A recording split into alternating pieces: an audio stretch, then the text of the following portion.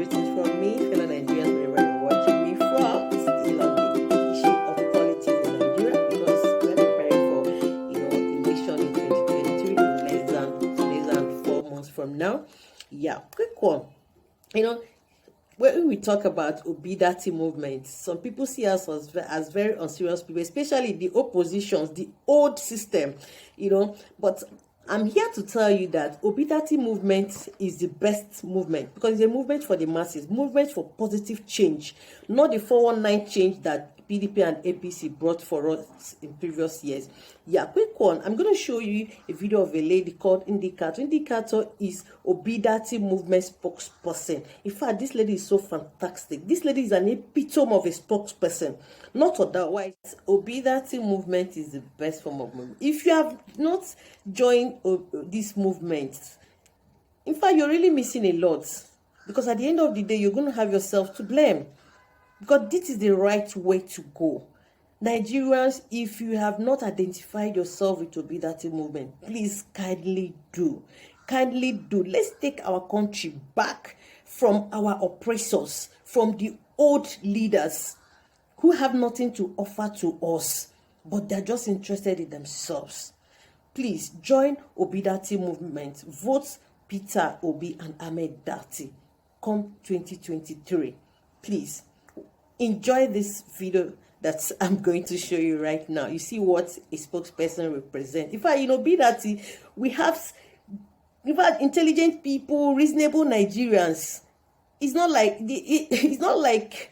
the opposition. It means that when they win, we're going to get something. And that is what I'm trying to point out today. That at the core of the Obi campaign is volunteerism. There's no assurance. We've not had any conversation that, when this person enters government, I'm going to get something. I have absolutely no interest. What I would want to is, if you want to say I can do this in this position, fine. If not, I can continue with my job. People are gainfully employed. What they're trying to do is to volunteer their time and energy for something that they believe in. And at the end of the day, subjecting something that is quite different, that is completely different, I would say, from other political parties and how they function, to the nuances, to the boxes in which these other political parties function is quite unfair. This is a very, very different situation. This is volunteerism at its core. People are not benefiting personally from this. They're sacrificing their time, and the list reflects people who put themselves forward to sacrifice their time and energy to get these things done, and who are already doing these things. So it's just that.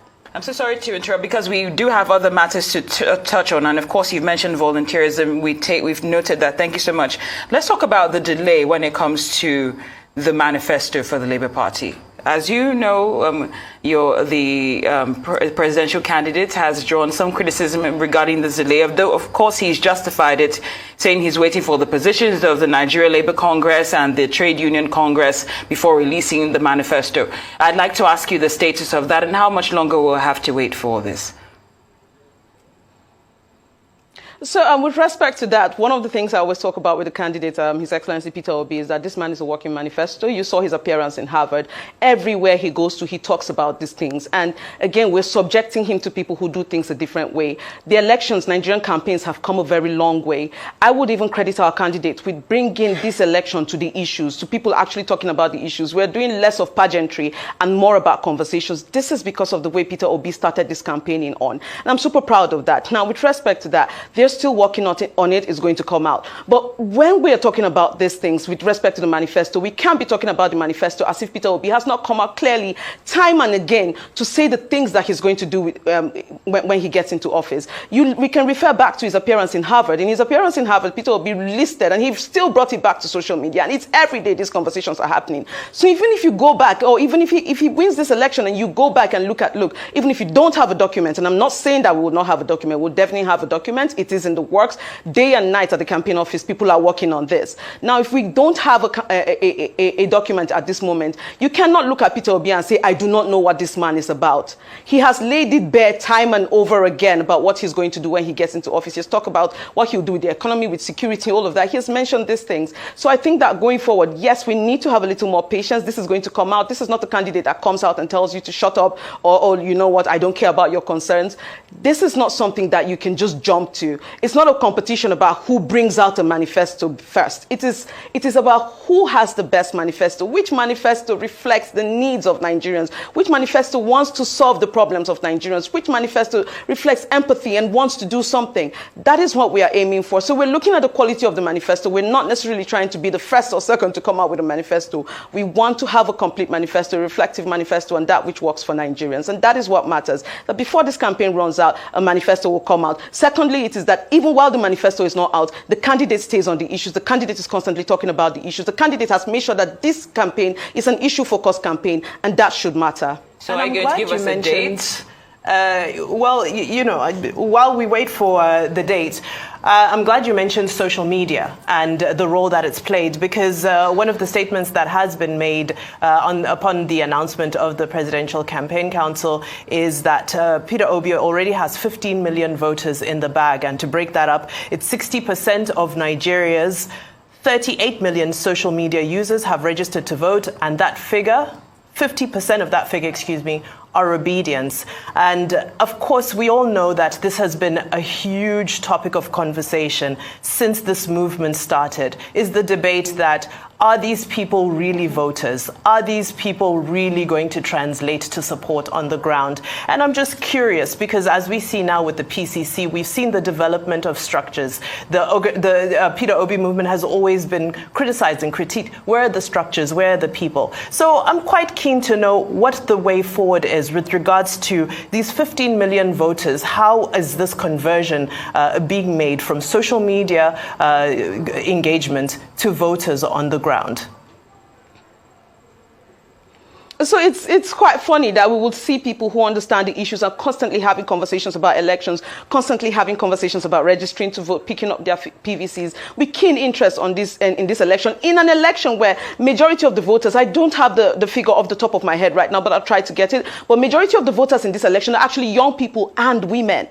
So we cannot look at the young people that INEX register reflects and says, look, majority of voters in this election are young people and are women, and we'll say, oh, this might not be the people. Because the people on social media are these young people. The people off social media are these young people. It's quite condescending. Every time we see a crowd of people and it looks like, oh, you know what, these people are just rushing to a certain place, or it looks like, oh, they're paid or something like, oh, those are the real voters. We see people talking passionately about the election, saying, look, I'm willing to put my money into this election. We're like, oh, you're not the real voter. Who is to say who is the real voter? Young people have decided, and whether or not we like it, this is an election that is going to be decided by a certain demographic, and that demographic is young people. Young people are leading the conversations in this election. They are leading conversation, and the people on social media, where we tend to say that social media is not real life, but look again, these are actual people. This is how this campaign started, with a lot of young people speaking out, being very strong, and we wrote them up. We first said 4 people in the room. Even I had my doubts when the election started. I was like, where are we going with this? But as we keep, and the momentum kept building, more and more people, and these are actual people, these are living, breathing people, these are people who are going to vote. There are some of these people who this is their first time making their votes, and they have made themselves known that, look, I've registered, I'm going to pick up my voter's card, I have picked up my voter's card, I'm going to vote. Now, this is even social media, but we'd like to act like, and this is not an accusation on you, I'm just saying we in general, we like to act like the conversations on social media do not trickle down to the normal society. If you have a conversation on social media today, try go to a rural area. After a while, it has trickled down to that level. The conversations on social media tend to influence the conversation happening on mainstream media. People watch mainstream media. People listen to mainstream media.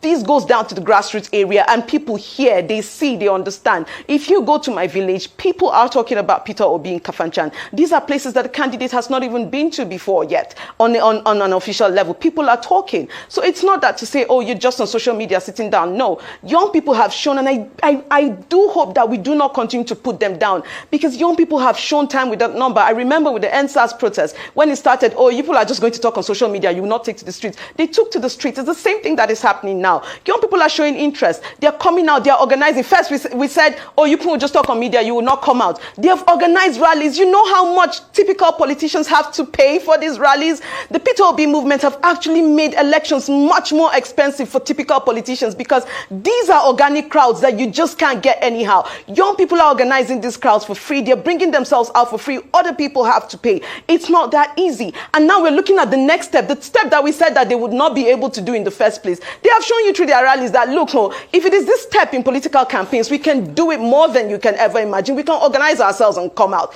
And now they have done that. And then we're looking at those and saying, oh, you can do a rally, but can you necessarily vote?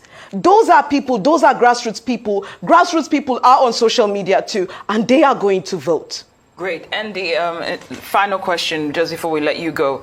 Of course, you know that the presidential candidate and his vice made headlines for not being present at the unveiling of the campaign council members. Are you, of course, we know where Peter Obi was at the time, but are you concerned about how that was perceived, their absence, neither of them being present at that unveiling?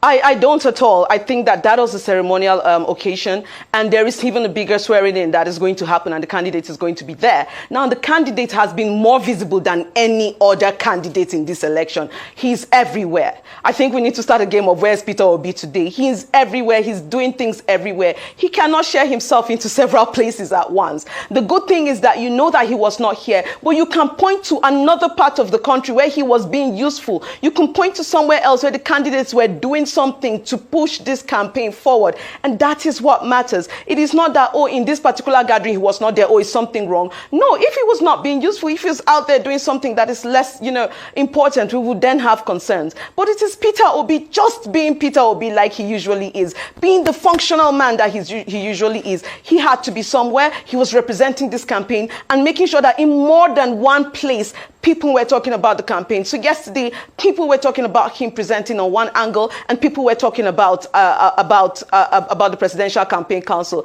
That is the kind of campaign I would prefer to happen. We want our candidate everywhere, and if everywhere means that sometimes he cannot be in these places where we are announcing these things, that is fine. He is still speaking to the Nigerian people. Absolutely. And this is that election where more than anything else, we need people to trust the candidate. There's a trust deficit right now. There's a trust deficit right now. Yep. And we need a candidate that speaks to that and continues to speak to Nigerians, right. And that is more important. Ndi Kato, we appreciate your passion. Thank you for speaking so well. Spokesperson for the Obidity presidential campaign, answering our questions.